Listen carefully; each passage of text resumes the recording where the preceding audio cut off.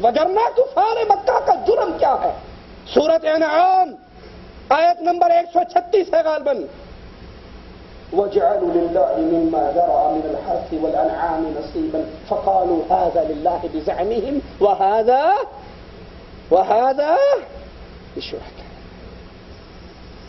کفار مکہ کا اللہ ذکر کرتا ہے، روزے رکھنے والوں، افطاریاں کروانے والوں، سحریے کھانے والوں، سپیکر پہ اعلان سننے والوں، روزے داروں، اللہ کے پیاروں، سحری کرنے کا ٹائم ہو گیا ہے۔ اگر آپ کی کیفیت یہ ہے تو رب محمد کی قسم کھا کر کہتا ہوں ایسا بندہ اللہ کا پیارا۔ کفار مکہ کیا کرتے تھے؟ قرآن بتاتا ہے وَجَعَلُوا لِلَّهِ مِمَّا زَرَعَ وَالْحَرْثِ وَالْأَنْعَامِ نَصِيبًا فَقَالُوا هَذَا لِلَّهِ بِزَعْمِهِمْ وَهَذَا لِلَّهِ۔ اونٹ آئے، بکرا آیا، گائیں آئی، یہ اللہ نام کی گائیں،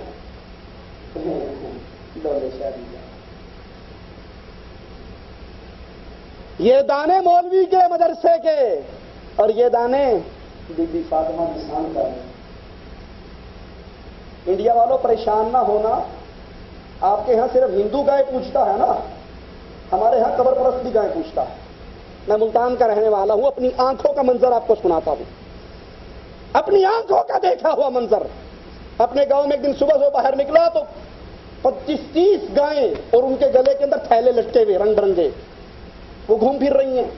سبزی والے کی دکان میں جا کر سبزی میں منہ مار لیں، وہ یہاں کر چھٹ گئے، بی بی ٹل جا، کدھر آ گئی تو؟ جدھر مرضی منہ مارے۔ میں نے کہا بھائی یہ کیا ہے؟ یہ باتوں کی رسیاں گاؤں میں اینو نہیں موڑنا، بلکہ تہاڈی دکان چ آوے تو کوئی شاید تھیلے چ پا دیو، یہ منگتوں کا نیا سٹائل ہے۔ وہ کہتے اسی منگ منگ کے تھک گئے، گاواں رکھ لو، وہ بھی منگیا کریں گے۔ ہندو گائے پوجتا ہے، اس کو گو ماتا کہہ کر جھکتا ہے، تو قبر کا پجاری باپے کی گائے کے نام پر گاؤں کی عبادت کرتا ہے۔ میں نے اپنی آنکھوں سے دیکھا، جس مرضی دکان میں منہ مار لے وہ دکان والا اس کو ہاتھ نہیں لگاتا، پر یہ لوگ کے گندہ ہے لنگ جا ٹپ جا جان چھٹ چھٹ۔ اللہ عز و جل نے ایک قوم کو، صالح علیہ السلام کی قوم کے لیے اونٹنی دی تھی کہ اس کو چھوڑ دو، یہ اونٹنی جہاں سے مرضی کھائے پیے، برائی کے ارادے سے اس کو نہ پکڑنا، باب آ جائے گا۔ ایبٹ آباد کے قریب ایک دربار ہے، وہاں پیر صاحب نے بڑی بڑی مچھلیاں پالی ہوئی ہیں۔ میرے بڑے بھائی ایک دفعہ وہاں گئے، رات 2:30 بجے جب یہ ملنگ کوٹے لا لا کے پی کے ٹون ہو جاندے نا، وہ گئے جال ڈال کے جنی نکلیاں ساریاں کھا لیا۔ اور وہاں کرامت مشہور ہے، اگر یہ پیر باپے کی مچھلی کو تم پکڑنے کی نیت سے ہاتھ لگاؤ گے مچھی بن کے بچ لگ پاؤ گے۔ پیر کی مچھلیوں کو ہاتھ نہیں لگانا، کیوں؟ اگر یہ راز کھل گیا کہ جو مرضی پکڑ لے کھائے پیے، پیر واسطے کی بچے گا؟ میرے مرید ہی رگڑ جائیں گے۔ اگر صالح علیہ السلام کی قوم کے لیے معجزہ تھا کہ اونٹنی آئی، حکم ہوا اس کو کوئی نہ چھیڑے، جہاں مرضی کھائے پیے، یہ قبر پرست، ان کی گائیں، ان کے درباروں پر مچھلیوں کے تالاب، بابے کے رکھنے نے ان کو کچھ نہیں کہنا۔ یہ وہ اعمال ہے جن کو قیامت کے دن حسرت کی نظر سے دیکھیں گے، اور اس وقت فائدہ کچھ نہ ہوگا۔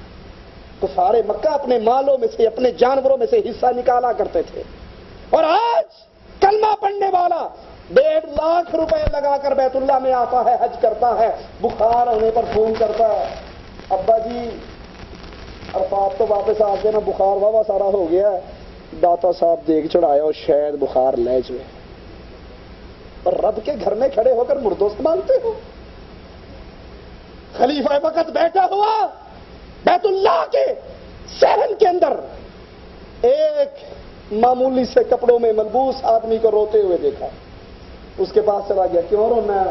مانگتی منگنا ہے۔ اور توحید بڑی غیرت سکھا دیتی ہے، توحید در در پہ گرایا نہیں کرتی، اٹھایا کرتی ہے۔ جو رب کے در پہ گرنا سیکھ لے وہ کبھی باپوں کے سامنے گرا نہیں کرتا۔ کہنے لگا اس کے گھر میں بیٹھ کے تجھ سے مانگوں بڑی شرم آ رہی ہے۔ وہ بھی ڈاٹا سی، انہوں نے کہا چل کوئی نہیں، پیچھے ہو کے بہ گیا۔ یہ جب مانگ کے رو پیٹ کے باہر نکلا، وہ بھی پیچھے پیچھے خلیفہ مسلمین بھی باہر آ گئے.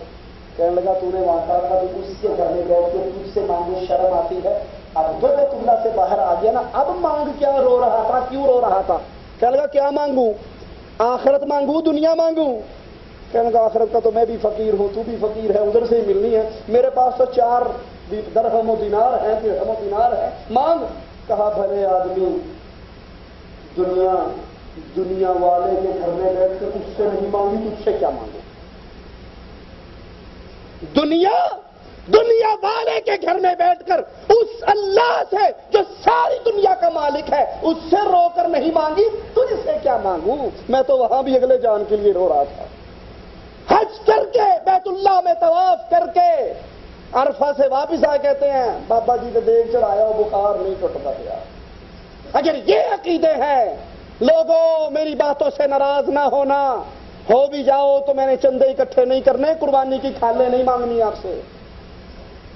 اگر یہ عقیدے ہیں، یہ سوچ ہے، دماغ کے کسی ایک ذرے کے اندر، ایک خلیے کے اندر بھی یہ بات ہے کہ فلاں بابا مصیبت ٹال دیتا ہے، فلاں شفا دے دیتا ہے، تو پھر سمجھ لو روزے رکھنا، نماز پڑھنا، حج کرنا، زکوٰۃ دینا، جہاد کرنا، لڑنا، مرنا، مارنا سب بیکار ہے.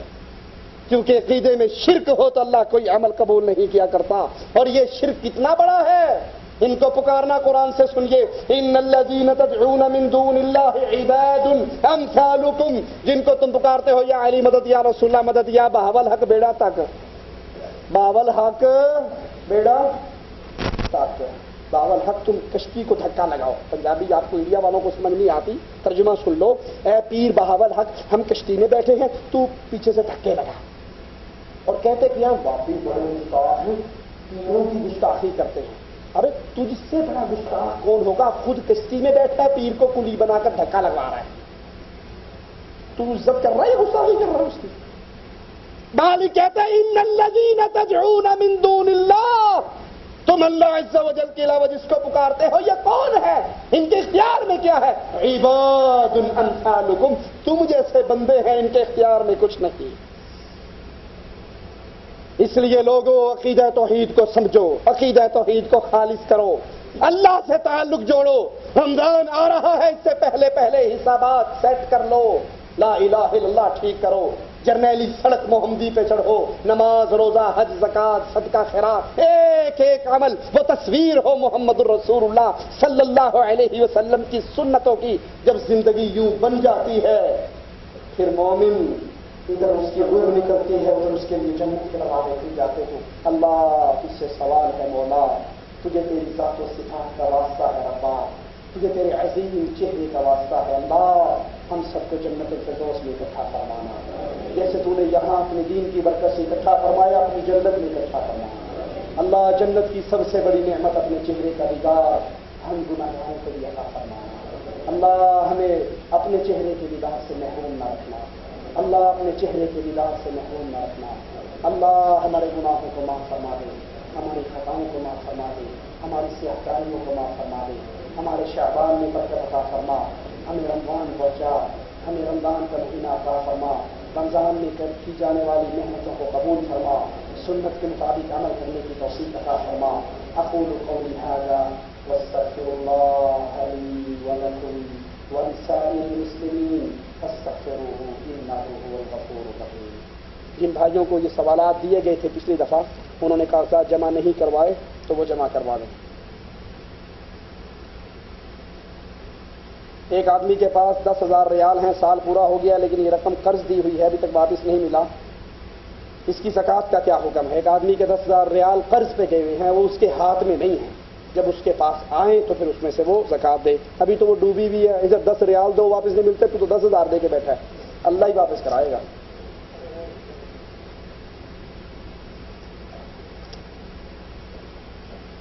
گزارش ہے، ہمارے ایک دوست نے اپنی زوجہ کو طلاق لکھ کر دے دی. طلاق لکھتے وقت گواہ موجود تھے، جس کاغذ پر طلاق لکھی گئی اس پر گواہوں کے دستخط موجود ہیں.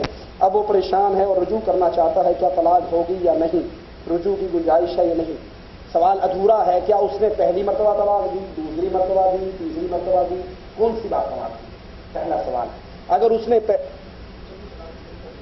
3 دفعہ طلاق طلاق طلاق ٹھیک ہے بیٹھ جائیے. اس نے 3 دفعہ برس مارا ہے طلاق طلاق طلاق. اب جب ٹھنڈا ہوا تو کہا استاد جی اس کا تو حق مہر ہی 1.5 لاکھ روپے تھا, میں تو مارا گیا. اور سوال یہ ہے کہ وہ آدمی جس نے 3 دفعہ طلاق دی ہے اس کا مذہب اور عقیدہ کیا ہے؟ اگر اس کا دین قرآن اور محمد رسول اللہ صلی اللہ علیہ وسلم کا فرمان ہے, یاد کرنا میری بات کو, اگر وہ قرآن و حدیث کو حرف آخر سمجھتا ہے تو اس کے لیے وہ 3 طلاقیں حدیث رسول کے مطابق کتنی ہے؟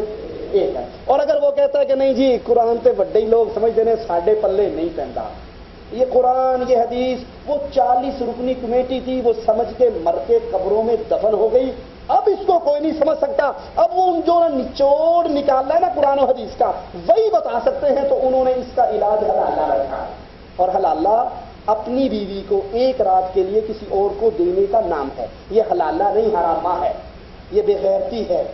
یہ داڑھی رومال اور چوغے کے نیچے زنا اور بدکاری ہیرا بن گئی ہے. رسول اللہ صلی اللہ علیہ وسلم نے فرمایا